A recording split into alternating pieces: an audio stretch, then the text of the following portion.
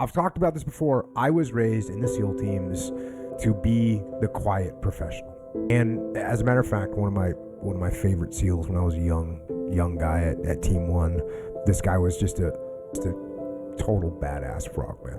And I learned a ton from him. And he was actually, some people say, oh, that guy's good at everything. This guy was actually awesome at everything. Like everything that there was to do, at shooting, at fighting, at climbing, at tactics, everything that he did, he was awesome at. And he was super, super hardcore, just tough.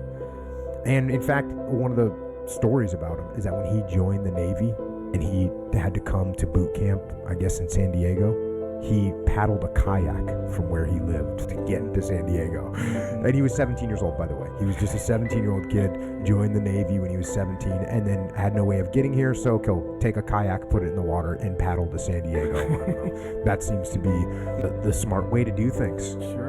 And so back in the day, he had a hat. He had this hat, and this is before you'd see SEAL memorabilia everywhere. You just see it, all over the place. He had this hat with just a trident on it, nothing else, just a trident.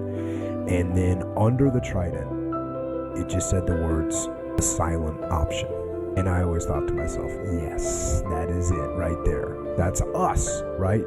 The silent option. No fanfare, no news, no parade, no fame or fortune or glory of any kind. No, none of that. The silent option, that's it.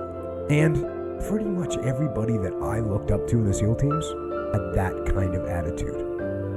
And there's something that is obviously so pure about that attitude, so selfless, that none of what you did as a SEAL was ever for any kind of recognition, ever. And that to me was sort of the code